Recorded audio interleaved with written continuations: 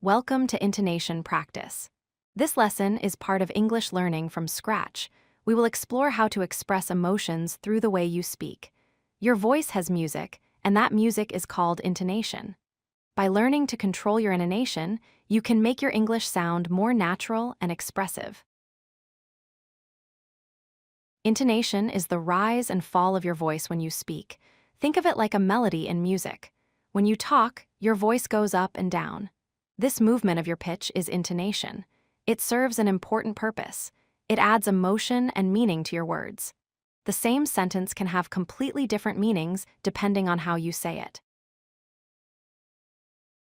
There are two basic patterns of intonation. The first is rising intonation. Your voice goes up.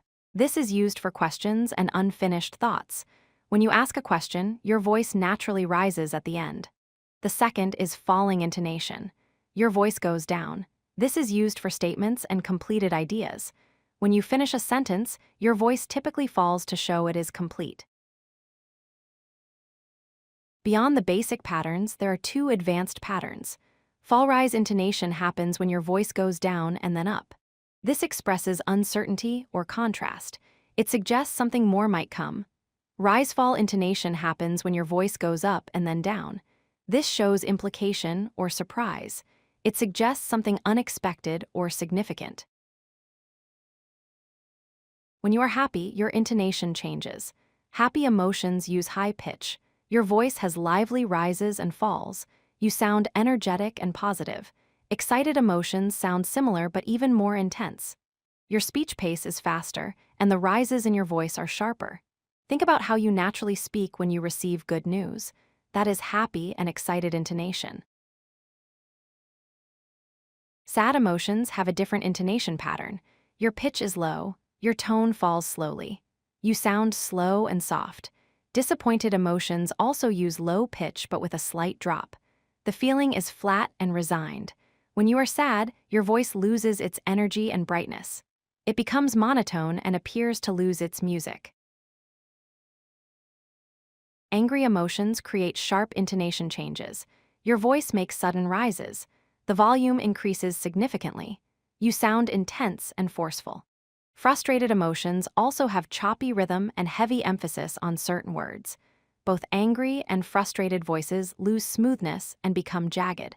The listener can immediately sense the strong negative emotion. Surprise creates a sudden high-pitched jump in your voice. It happens quickly without gradual change. Your intonation is very different from your normal speech. Questioning uses sustained rise at the end of a sentence.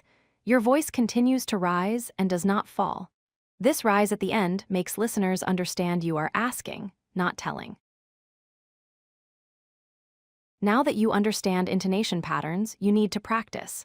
First technique, record yourself speaking and listen carefully. Compare how you sound when expressing different emotions. Second technique, take the same sentence and repeat it with different emotions. Say one sentence as if you are happy, then sad, then angry. Notice how your pitch and speed change. This practice trains your voice to express emotions naturally. If you like this video, hit that like button and don't forget to subscribe. Visit codelucky.com for more such useful content.